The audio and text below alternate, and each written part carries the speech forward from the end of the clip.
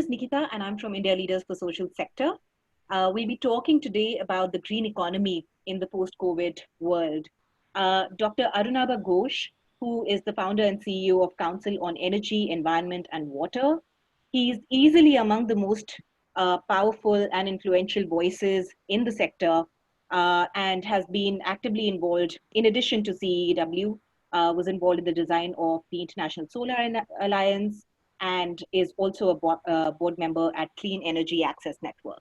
So welcome to you. And Arunabha will be in conversation with James, who's the founder and director at SolarArise and a board member at Smart Power India.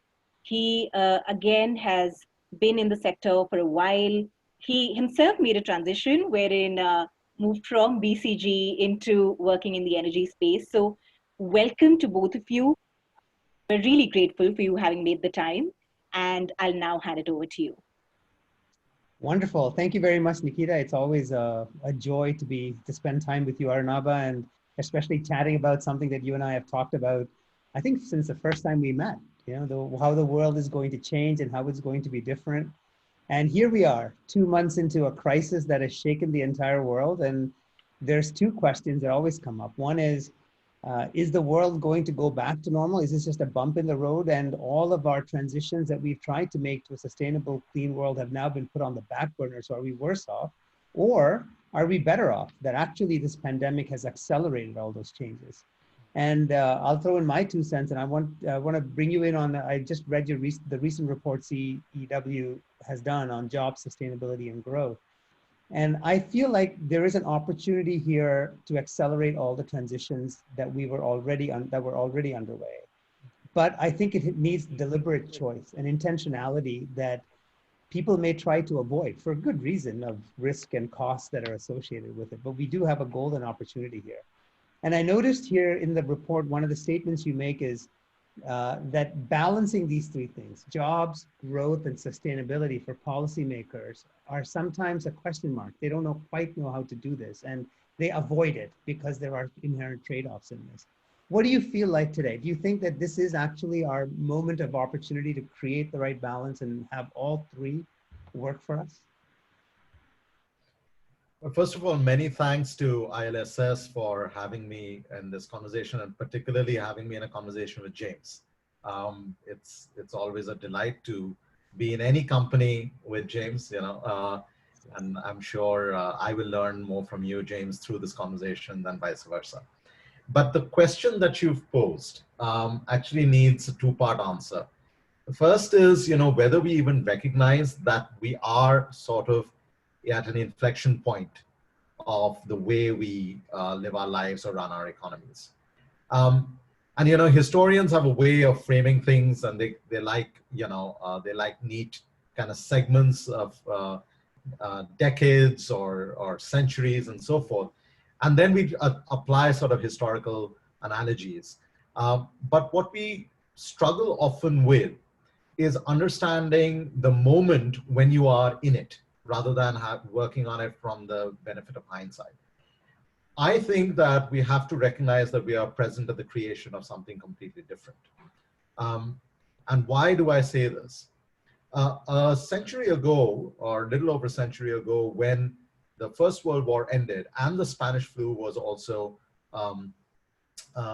hitting Europe and many parts of the world, there was at one end a sense of euphoria that the war had ended. And then there was the challenge of Bolshevism rising in Russia, then the Spanish flu. But there was this hope that we were creating a different world, and this League of Nations, etc., comes about and so forth. Why do I give that analogy? It's because at that same time, Keynes wrote a very thin book, very different from his big fat book on growth and employment and its general theory. This book was called The Economic Consequences of the Peace. It was a tiny book which talked about the Treaty of Versailles and how it was very damaging, and it was actually going to create more uncertainty and so forth. The reason I say this is that the choices we make at these inflection points will have consequences for decades on. Keynes was the only one on the side of the victors who predicted that World War would happen again, because we were not creating conditions for something different, even though we were euphoric of something having changed. Now, if we accelerate forward 100 years on, we realize it's the flip side of it. We are in a crisis and we don't know how we can be euphoric. And that is that inflection point at which we have to make some strategic decisions. So when we think about this so-called impossible trinity of jobs, growth, and sustainability, the despair arises even before the pandemic, and it gets accelerated or compounded in the pandemic, because we think that these are impossible to achieve.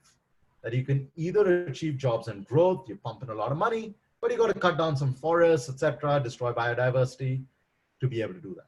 Or you say, you know what, I will create some big solar projects, etc. James, you know this better than I, and it'll bring in billions of dollars in investment, but it won't create as many jobs as I could get from a rooftop solar installation.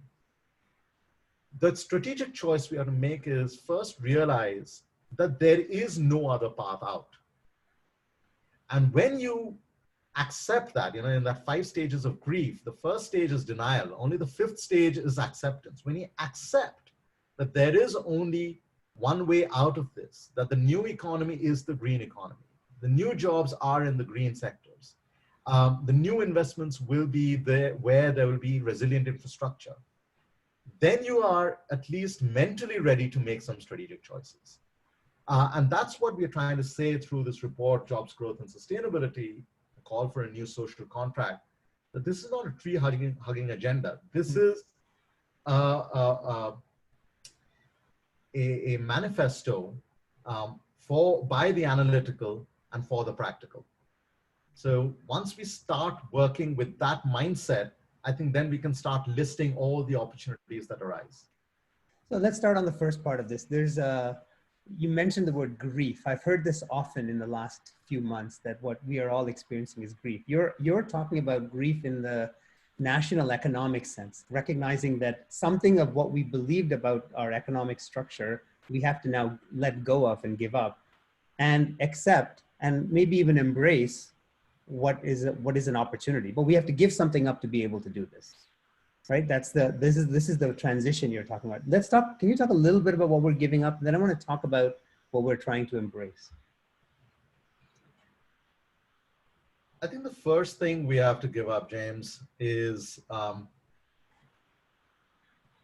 legacy infrastructure that we are sort of saddled with. That legacy infrastructure is in the form of very old, inefficient power plants. It's in the form of very old or almost missing, water and sewage systems, roads, but also the soft infrastructure that has been damaged year after year.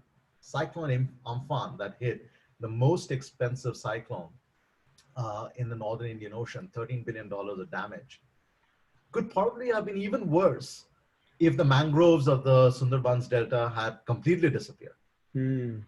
So what we have to let go of, first and foremost, is the kind of infrastructure that we think drives growth is actually the very kind of infrastructure that is now undermining growth and our ability to sustain growth.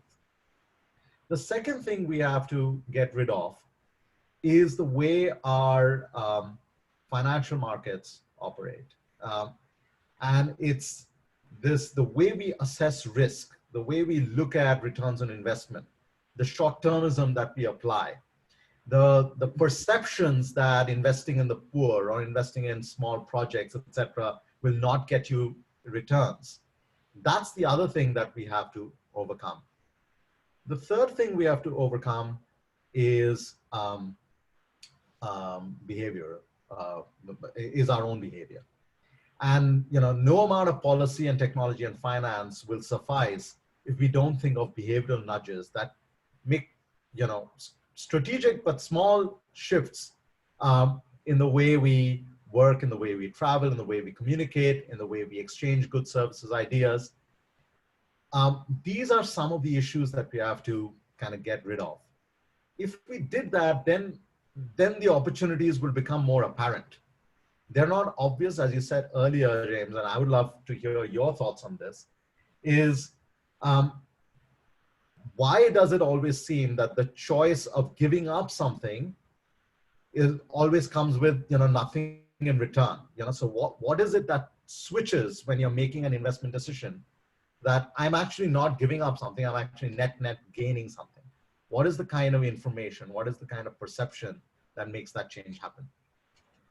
One of the joys I have in spending time with you is how you can draw the long arc of history to represent where we are today and blend both the fear and risks that we all face with the hope of what it could be. Your last question is exactly that, something that reflects in much of the conversations we've had, that, why is it that we fear, the things that we have to give up, not recognizing there's something else? And I think it has to do, you brought up the conventional fossil fuel industry. That has been my passion for years. We've talked about this often. And the idea that it has to be shut down, it has to go away, and we have to replace this is just a truth that we eventually will have to, we are embracing and we are pursuing it.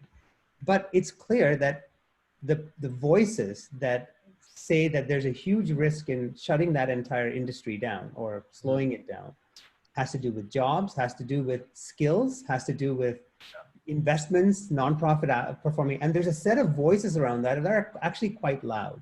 And you compare that to the benefit side of this, which is a cleaner environment, distributed infrastructure, the rooftops, village electrification, solar, wind. That's actually a set of distributed voices. It's not consolidated in a few. So you're seeing a lot more population who may benefit from this, but their collective voice is not as loud as the voice that are concentrated in these few areas. And that imbalance has actually, I think, slowed down the transition that we could have done earlier. Now, what's happened in this crisis seems to be this collectivization of that voice, that need. We're looking outside and seeing green skies. I mean, my parents-in-law who grew up in Delhi used to talk about, I don't understand why we need air conditioners. We used to go outside and play all the time. That's right. And for the first time, I can experience their history, which I was never able to. Yeah. And it's true for a lot of us. And if we look around and we see, oh, that's what we have to give up and this is what we can get. So this trade-off, it's starting to get a collective voice, I think. And therefore, I see there's public pressure in it. I, however, am concerned, and here concerned that the individual's ability, that the public's ability and desire and want to make this transition is bigger, faster, and more motivated than the policymakers.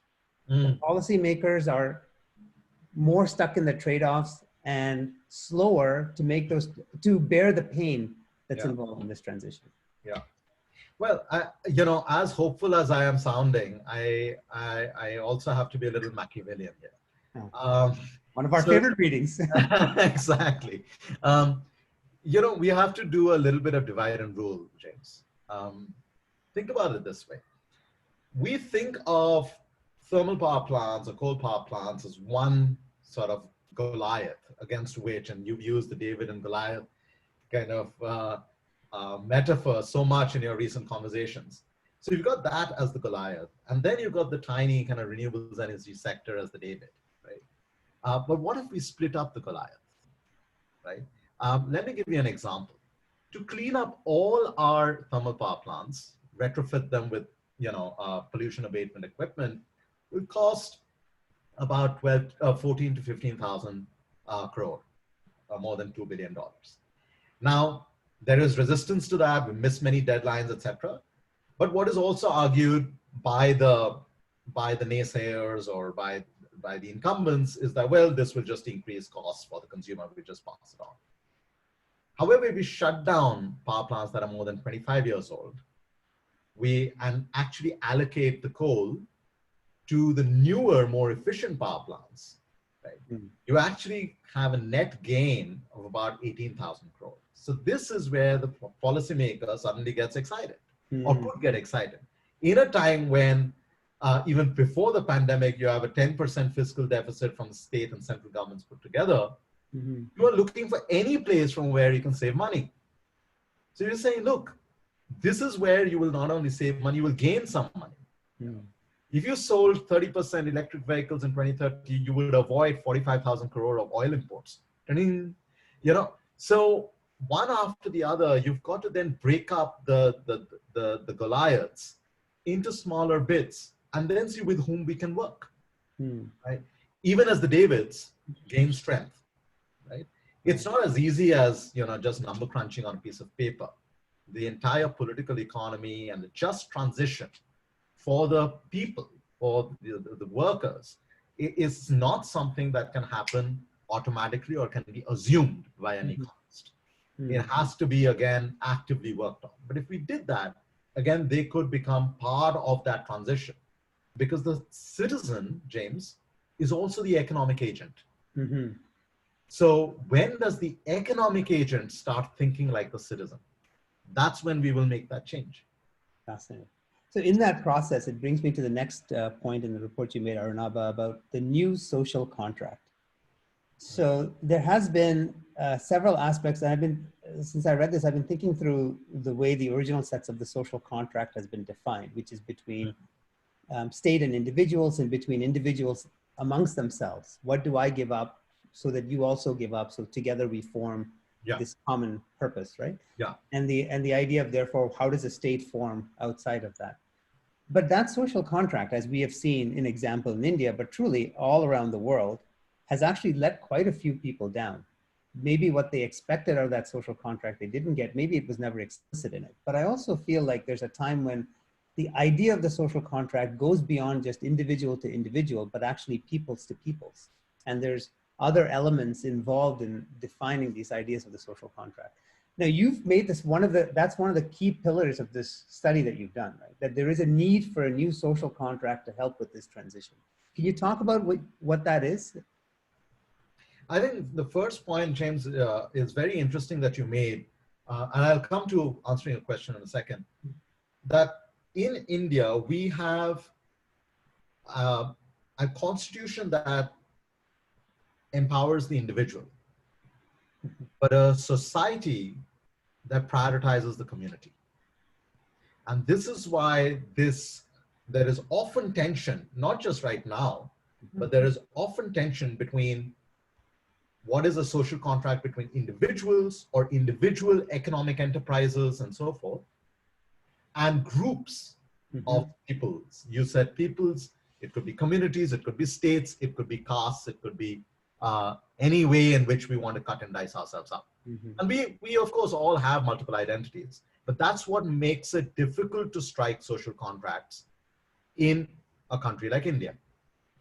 But it is also, James, where it makes it easy, because when you have diversity, you increase chances of grand bargains, because everybody gets a bit rather than a very clear, you know, one wins everything and another loses everything. Good point. So that's the kind of, you know, unsaid premise on which we have written jobs, growth, and sustainability.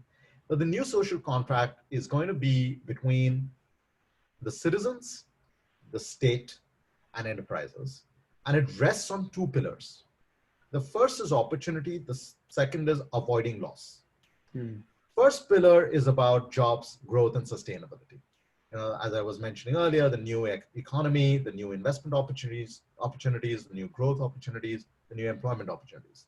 The other part is avoiding things that we are all facing: pandemics, climate risks, heat stress, water stress, drought, coastal flooding events, once in a century flooding events, cyclones. These damage all of us, right? Why is Cyclone Amphan the most expensive? Because in the last 30 years, we've actually built more hard infrastructure. And therefore, hard infrastructure is a bigger economic loss when it gets hit by a extreme weather event. So this focus on what we call tail end risks that have low probability, but have high or devastating catastrophic impacts, is something we believe can bring different types of communities and people together to build resilience against. And similarly, this focus on jobs, growth, and sustainability has a big focus on decentralized infrastructure, which then creates pockets of growth and pockets of investment in large numbers and large spaces across the country, rather than in concentrated spaces. It identifies a $50 billion opportunity in using decentralized energy in the rural economy for income generating activities. It identifies 600 crore, not that much money, to solarize every single primary health center in the country, which will then be able to store the vaccines that we're waiting for. So when you create many million more points of engagement, an opportunity, and a stake, then the social contract tends to become more cemented than something that is a simple bargain and a negotiation which remains fragile because of the frictions. Let's talk about each one of those pieces. First of all, this what was it? Low risks? Tail end risks. So the tail end risk, use a recent example of my home state in Kerala a few years ago with the floods and the number of people displaced. And it's been true for most of similar tail end risks. The contract that has existed so far has been the state may step in. And I use the word may, right? The state may step in. And yeah, so for good reason and for feelings of heart, they step. It's not an explicit part of the contract that we will protect. And individuals do step in, and we have a collective action, and there's good hearts that flow, and people come and build houses and rebuild infrastructure, right? So what are you saying, that now we need to become more explicit about this idea so people can rely on it?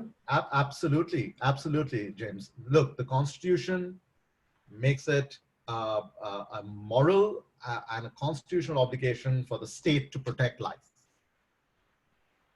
But it's not enough just to protect life. We also have to make livelihoods more resilient. And unless we become explicit on this, it's not going to work. You know, this kind of let's hope for the best approach to everything doesn't work. I mean, a couple of years ago, Mike Bloomberg in his annual letter wrote, "In God we trust. Everyone else bring data." Yeah. So let me give you a piece of data. In the last 20 years, James, India has been hit by extreme weather events and vector-borne diseases that have caused damages of more than 13 lakh crore. We also know world over that investment in resilient infrastructure or resilience against extreme weather events, etc., has more than a double return. So every dollar invested, you get $2 saved in terms of the losses avoided. So if we had explicitly made that contract and built that kind of resilient infrastructure, whether in Kerala, whether in Odisha, whether in Maharashtra and so forth, we could be avoiding the losses. About 6.5 lakh crore could have been avoided, of losses could have been avoided for the investment we would have put in. This requires an explicit contract. But it then also, creating such infrastructure creates new opportunities for investment, for jobs, and so forth. So that once you start making things explicit, then you're not just living life on a hope and a prayer. You have something you can hold each other to account with. Right. But now this comes to something else you mentioned about the more decentralized nature of some of the growth that you may see, like building up some of our resilient infrastructures, not just in urban centers, but it's also spread out across different parts of the country. It links to a question that Sanjeev has raised in here about what about the poor in our conversation? In the midst of this transition, what does this mean? It looks like, as people are growing out and we build resilient infrastructure at the tail ends, at the rural areas, we're talking about investment across the country, not just in pockets of. Right? And the second, of course, in solar that I'm involved in, there's a big push now to build production units at the tail end of our grid. So our grid has a fundamental problem that we had all these large centralized fossil fuel generating, and which we can draw a line to the village, but sending power down that line is expensive and very, very difficult to maintain stability. When we put production at the end point, it actually stabilizes the grid. And so there's this whole move saying, okay, it's actually good for the grid, and it becomes, as you said, resilient infrastructure. Once you put resilient infrastructure at that tail end, then you also start to, again, a point you made, build growth at the rural end, build an economy that's sustainable for lives. Now, with some migration that's happened, I think there's going to be more coming.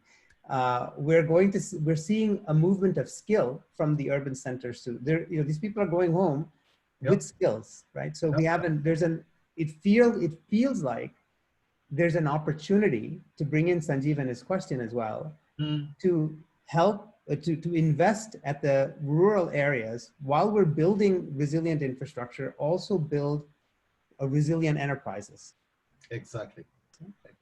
And again, this is not the first time, James, that we city dwellers have wished that the rural areas were prosperous enough that our cities would not be crammed with people. Right? And that's a very cynical way. It's a very elitist way, and it's a very selfish way of thinking about opportunity and migration and so forth. However, what the pandemic does is, one, it has exposed the deep social fissures that we have, not just across caste and religion and class, but at a very basic level of humanity. Humanism has been missing. Compassion has been missing, notwithstanding what individually some of us might have done to address the crisis. But therefore, this requires a structural change. This cannot work with just an assumption that if I could just put in one more road in a rural area and put in one, when this conversation earlier began, there used to be these PCOs. Let's put in a public call office in a rural area. They don't have to come to the district town and things like that. The structure of the rural economy has to change. Even if 10% of the migrant labor that has moved back to small towns and villages decides not to come back, we're talking about millions more people who would be looking for gainful employment. Now, and this is what I was just mentioning.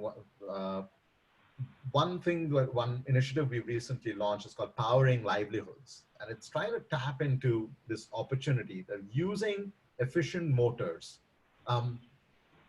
with distributed energy, that resilient infrastructure, with technologies that are here and now and available. It could be a spinning wheel, a textile unit, a milk chilling machine, a grain thresher, and so forth, an oil seeds maker. This is a $50 billion opportunity. Now, how do you then invest in the entrepreneur, the enterprise, and the rural ecosystem to make it something that is genuinely attractive? It's not just a sop here and there, and you hope that they don't, congest the cities. That is a genuinely different form of enterprise creation, value creation, and job creation that you're investing in. This is, again, not going to happen because we hope for it. It will require very active intervention of policy and of the financial markets. And that's just one example. I would love to hear from you. James, you and I have discussed so much about large scale and decentralized infrastructure. I'd love to hear from you, what kind of ecosystem develops. We always think of these NTPC townships. What are the townships that emerge around a solar power plant? Yeah, I think that's a great question. I've been doing a lot of work with Smart Power, which is looking at, and you remember the early days of Smart Power and Speed and the Rockefeller Foundation. And we've been doing a lot of work in setting these distributed infrastructure up. And it's actually fascinating what happens when you can provide predictive and reliable power to an enterprise. Yeah. And it comes to the idea that enterprises grow. I think all people are, but certainly Indians are by nature very entrepreneurial if given the freedom to be entrepreneurial. And that part of that freedom comes from, like the policy ideas. How do I start a business, managing on all? That's a bunch of red tape. Let's leave that out for a second. But part of that freedom comes from infrastructure. You talked about roads and can I get access to markets? Power is a critical element of this, right? It's a critical element. So, there are these villages I visited where there's a person who had a little shop with two people, two sewing machines, and found it very difficult when we put a solar plant there and we delivered power to them, literally, a few months later, that place had grown to a 50-person shop. I mean, that's just stellar, right? And this is not about, finding investment, getting the small investment bank to go give money. It's just literally releasing entrepreneurial power. Energy, yes. Energy, yes, releasing that, right? And there is this, and Then, of course, there's the gas station. Then that comes to the schools. You go to the school that they have there. The school is now, it has lights, it has fans, and kids are going to the school. There a lot changes in the environment, and it doesn't require that central plan. It's not that I have to go give them, here's your village yesterday, and here's what it will be tomorrow, as if my patronizing prescription of, right? They don't need that. They just need, here are the basic elements, and then the entrepreneurship takes off. It brings me to this point you make about MSMEs, the critical part of this, right? That 90% of industrial units are basically, MSMEs, right? And it's a half of our exports, half of our industrial value. That's a large segment. And we end up talking about all the large, big centralized large folks. I see an explosion in MSMEs coming. Just an explosion if we are good about getting out of their way. And I can't imagine growth of jobs coming simply from getting our standard enterprises to literally recover and grow. I don't think that's the answer. I mean, certainly some of that needs to be done. For the millions that you talked about, it requires a new entrepreneurial push and freedom. Something that I've seen happen in smaller scale. And that trend was happening. This is one of those trends that I see this particular pandemic accelerating. And we're going to accelerate the idea of entrepreneurship. Arunabha, I'd love to hear how you see that part of the transition. I was just, in fact, James, before I got onto this call, I was writing about MSMEs a little bit more. And, I use the analogy of the spine. The human spine has 33 vertebrae. 24 of them are fused with these intervertebral discs. And the remaining 9 are actually fused together. The human spine is both solid and flexible. The MSME sector is like that. It is the spine of the Indian economy, right? And even with the biggest sort of perfect storm of shocks that's coming and hitting this economy, this MSME sector has to be flexible enough, like a palm tree, to sway with the headwinds and yet remain rooted and resilient enough to be able to kick in the next round of demand growth, wages-driven demand growth. So what do we then need to do to sort of get out of the way or open up new opportunities for them? First thing is that while we know there are lots of them, we don't know them much. The human spine is one of the most studied. There are 50,000 species that have vertebrae. The human spine is one of the most researched. The last MSME sector census was in 2005, James. Wow. Right? So this cliche that we have, you can't manage what you can't measure, means that we've got to start understanding this sector far better. So one of the things we propose in Jobs Growth and Sustainability is creating a much more dynamic real-time information system. We call it Msme, to be able to draw in this information about the enterprises and their workers, to be then able to target them in terms of the relief measures. The second thing that has to happen related to this, once you have a better understanding of them, is understanding where are the vulnerability points. We all run businesses. Even I run a not-for-profit, but I always joke with my colleagues, we're not-for-profit, but we're also not for loss. If you don't have working capital, and I'm sure a lot of the listeners know this, if you don't have working capital, you're dead, no matter how great your product is. So we've created a vulnerability assessment framework for the MSME sector. One is looking at their economic importance or the number of people getting employed, but the other is the cash in hand as well as the cash conversion cycle. So what is the time it takes to recover your receivables? Once you start plotting it that way, you realize textiles, chemical products, metal products, they are the most vulnerable, but there are many others. And then you can, in a much more incisive way, target the kind of support measures the ventilator support that is needed to keep them alive for a little bit longer. The third thing that needs to then happen is the credit enhancement. And until, yes, there have been announcements, right? But unless the banks really open up, and then we are monitoring where the first signs of NPAs, because if the NPAs become large enough, then the entire economy, entire sector suffers again.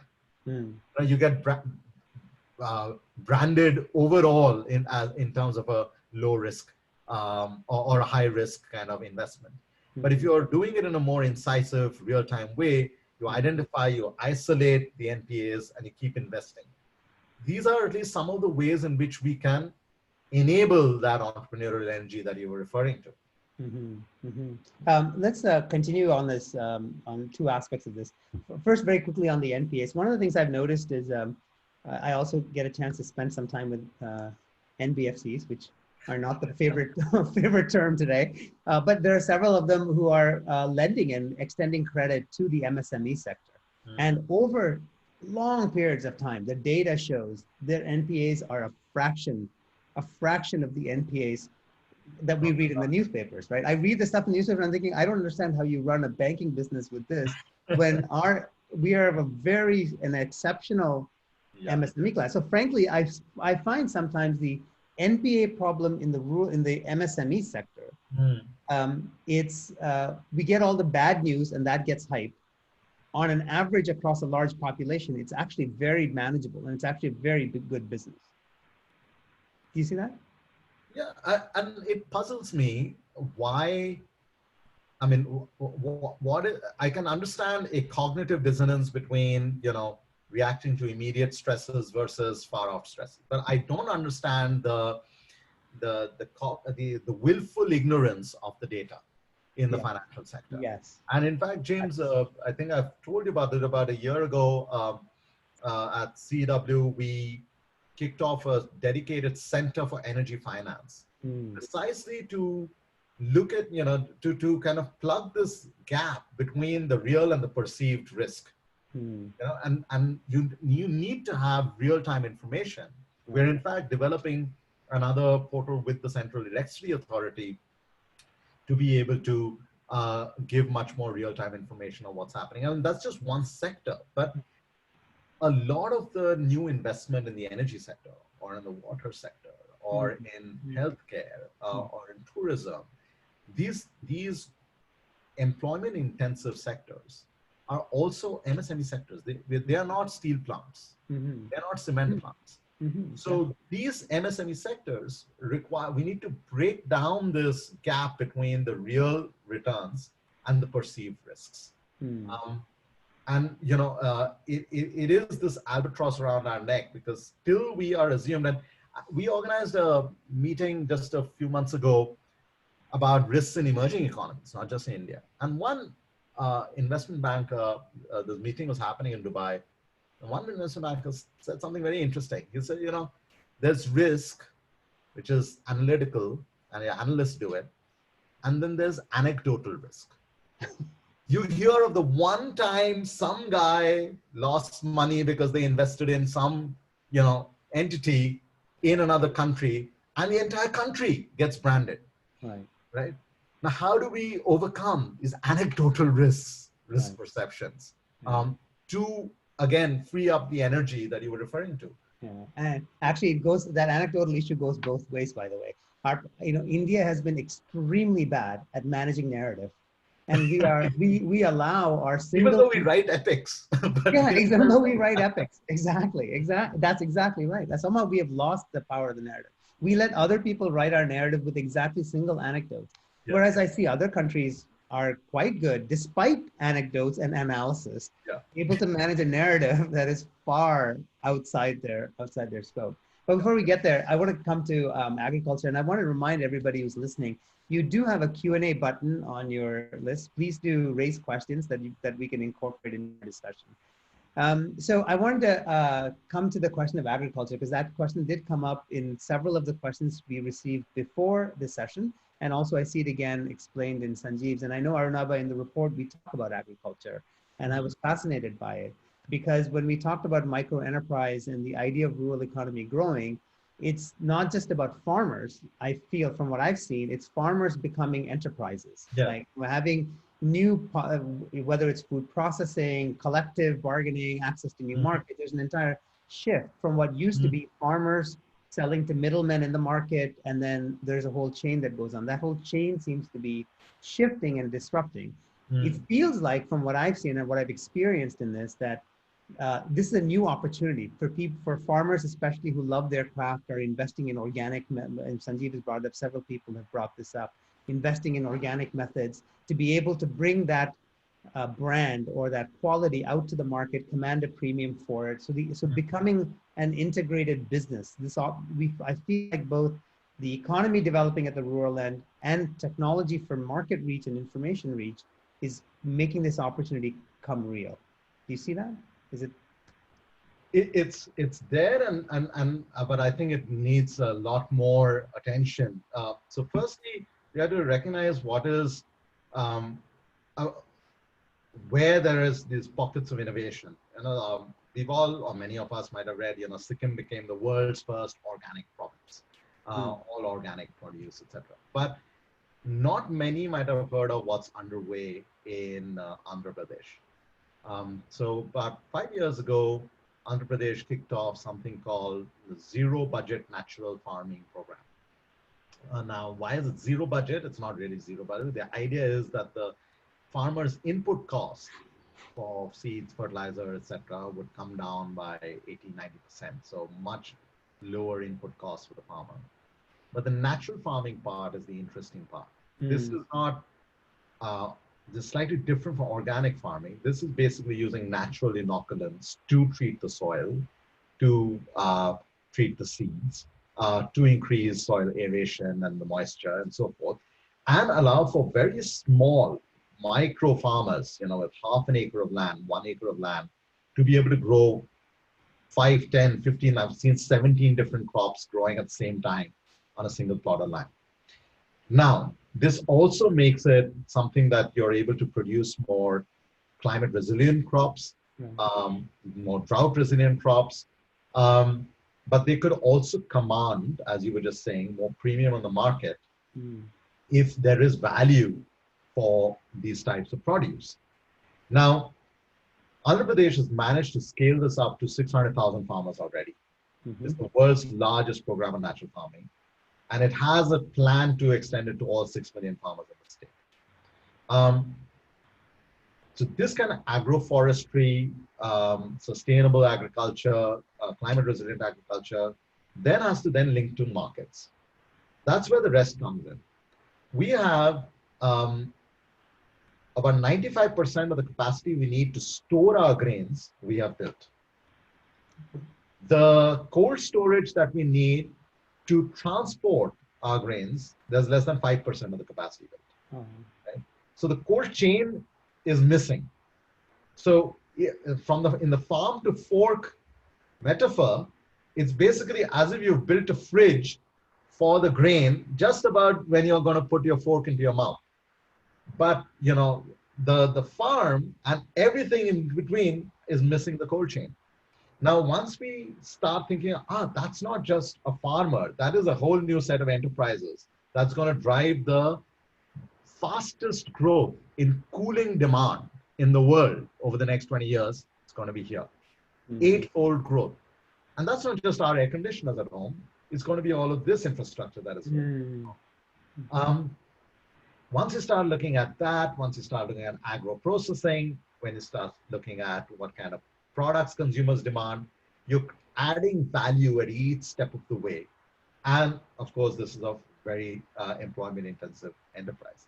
So again, rethinking how we think about food security, not just in terms of calorific intake of how many calories of wheat I've consumed, to nutrition, and combine public health, nutrition, farmers' livelihoods, and sustainable agriculture, together with new industrial or commercial enterprises in the cold chain. It's a whole new paradigm. Yeah, it's interesting you brought up nutrition. One of our friends, Manoj, and you mentioned Andhra and organic farming with Araku Coffee, talks a lot about exactly this, that we have to go from calories to nutrition, and we have to start rebranding our food products where we have the number of calories, we have to start talking about nutrition and not just ingredients, right? And I think that's, yeah, that should be a change that's coming. But this model that you talked about, having the this cold chain that's actually quite constricted, it might lead to another distributed farming model, because there has been ideas about, you know, city farming coming up, getting the farm actually closer to the fork rather than having a farm to fork idea and having these distributed markets. That I find like there's an opportunity here for an entirely new business models that didn't exist, and where entrepreneurs, well, actually, there's this whole skill building in understanding and designing and defining and experimenting with business models, which I think is somewhat new to us at a national scale, as a skill that we need to develop in all of our, especially our young people, to say, look, everything is it happened in our industry in renewable. I think as we go to distributed, there's an entirely new business model. Yeah. The idea of a big company produces, the government distributes, and then you consume, that's gone. That's going to be, and so all the people who work from from engineers to analytics to, you know, business engineers, there's a whole new business. So I feel like that's a whole skill building that needs to happen. I just don't see us embracing that yet. You know, the idea of skill build, the entrepreneurial business model, skill building and risk taking. Yeah, and I think I agree, James, but I'm not sure that there will ever be a moment when, as if we will collectively say, yes, this is the new paradigm. Because that then, you know, because we are so attuned to the way we think policy and programs work, is that this big decision will be made and it will be given the stamp of democratic approval, and then it will be announced. And then the administrative machinery will kick in and deliver all this largesse to us who are just the consuming electorate. Now, this distributed form of growth and opportunity and enterprise that we've been talking about for the past 50 minutes is going to happen in pockets, but it's also going to be more sort of, you know, it's like the roots will spread before the shape of the tree becomes apparent. So I am not so worried about whether, you know, Parliament says now we will only build decentralized energy infrastructure. It's when people decide, look, I need to run a sewing center in my village and employ, I'm a woman and I have another 20 women I have to employ. And I can make more out of electric sewing machines than hand sewing machines. And that electric power, if delivered from a decentralized system, is going to keep me in business for 12 hours a day rather than the 4 hours a day that I get from the grid. I don't care what the, you know, paradigm is in the Ministry of Power. I don't care what the parliamentarians are saying. I want that kind of resilient infrastructure that keeps me in business. So I think it will take some time to realize the scale at which this can spread. But at the same time, narrative building is very important. That's why when we start collating all of that in a document like this, you realize it's not pocket change, it's not CSR, we're talking about billions of dollars of investment, hundreds of billions of dollars of potential investment, and millions of potential jobs. So the narrative building is still very, very critical. So we don't get lost in the fog of centralized planning and thinking. Well, this is a great transition to one of the questions that's been raised. As we've been talking about a distributed entrepreneurial model of development, and that seems to be naturally coming up. The question is there anything India can learn from China's approach to building their renewable sector and their enterprises? And I've been to China, you've been to China, we've seen what that place is like. You know, there's a lot of entrepreneurialism there. It's large scale businesses growing, you know, and let loose. At the same time, there's an incredible amount of, and I can't find the right adjective, amount of central planning. There's directed entrepreneurship at large scale, right? And when we look at transition, I feel like sometimes for our energy transition, that actually might not be a bad thing, because we need to make it fast, you know, because I think you and I had talked about this earlier, Arunabha, that there is a natural transition that is going to happen. But the question is the natural timeline of that transition too slow? And is it going to create more pain later? Versus what, the Chinese approach of the centralized planning and drive, maybe a directed entrepreneur that might drive us there faster, suffer some of the pain now so we avoid some of the pain later, especially when it comes to jobs transition. Yeah. And here, I wanted you to talk about the numbers. I was struck by the numbers you talked about, the number of jobs in coal versus the numbers that the renewable energy sector could create, and therefore making that a deliberate move rather than a slow, painful move. Yeah, so as we identified, if we built 160,000 megawatts of solar and wind by 2022 as the target is, but even if it's 2023 or 2024, we create 1.3 million full-time equivalent jobs and a workforce of 330,000. Compare that with a workforce of about 300,000 in coal India, right? Now, 100,000 jobs have already been created in renewables. Okay? Distributed energy, rooftop energy creates 7 times more jobs per megawatt than utility scale solar. And utility scale solar creates more jobs than coal. So if for every 4, we right now have only 4 gigawatts of rooftop solar power in the country, every 4 gigawatts creates another 50,000 jobs. 20 gigawatts of grid connected microgrids creates more than 100,000 jobs. Now, this is all the opportunity, but what do we learn from China and what do we not learn from China? Directed investment, or at least direction of travel, is something that China did after the 2008 financial crisis. $590 billion of fiscal stimulus, a lot of it went into what they call strategic new industries. That created high-speed rail, it created solar manufacturing, wind manufacturing, electric mobility, and so forth. But it also created overcapacity, James. And that's the pitfall of China we have to avoid. And whatever, from the time Mao wanted to beat Britain in terms of steel manufacturing, everything is about let's just keep building capacity whether there's the demand or not. India can avoid that pitfall by giving that direction of travel while letting the market forces decide, the way. So if now every person who's now going to think, should I take public transport or because I can't afford a car, but I don't want to take public transport because it's not there or there's social distancing. If they're going to purchase a two-wheeler, can that decision be nudged as an electric two-wheeler? The demand decision is to buy a two-wheeler. Right? That is bottom up. The policy intervention is, can I change your decision at the margin? The US did the cash for clunkers thing after 2008.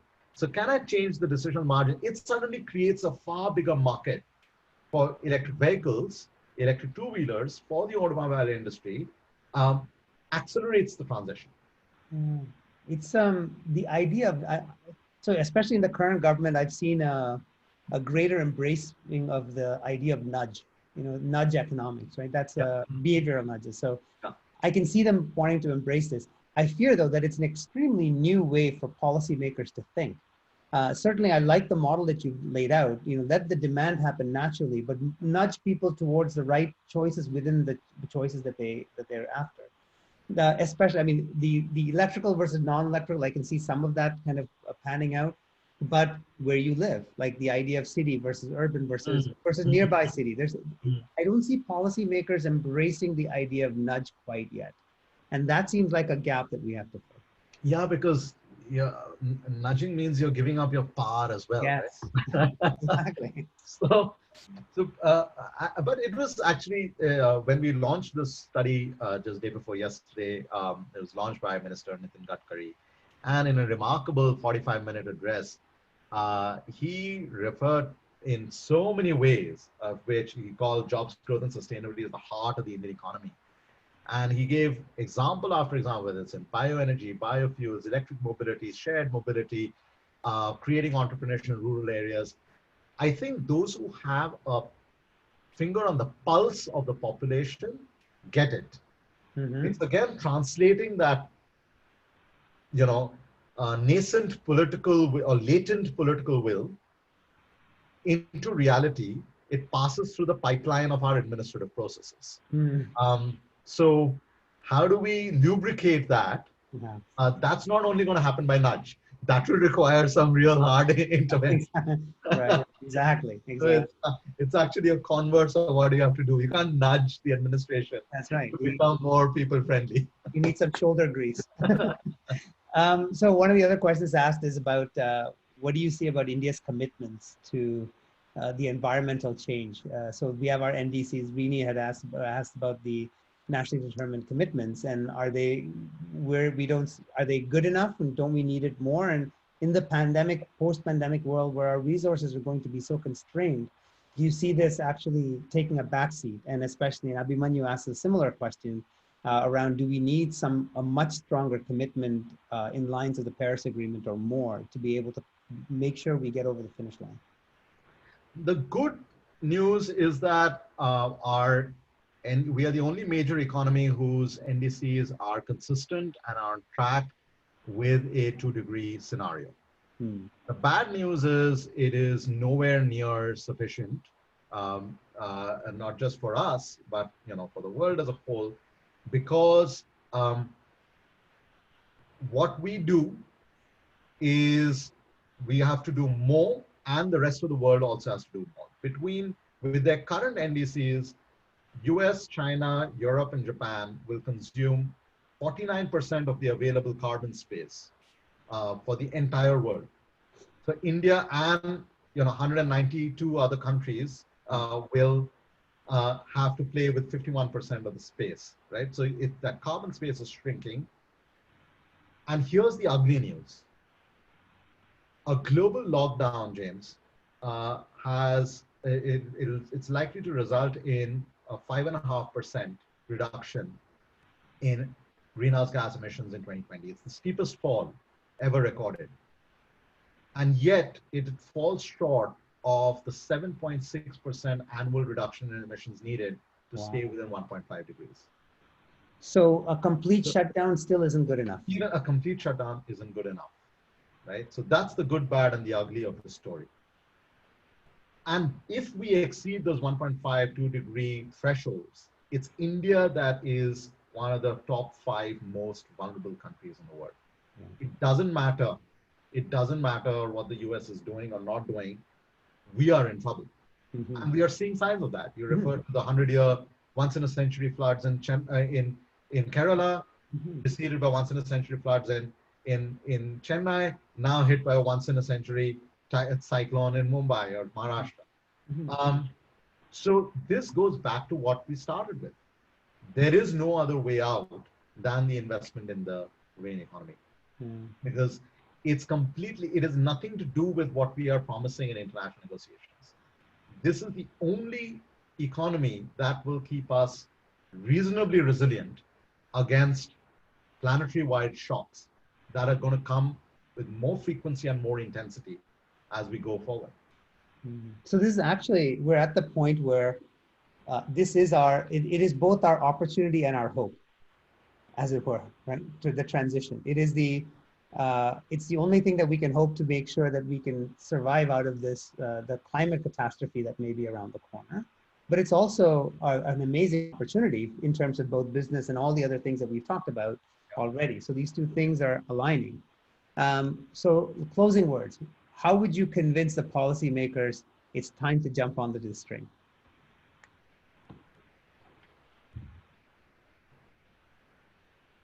Well, to use the metaphor of a train, there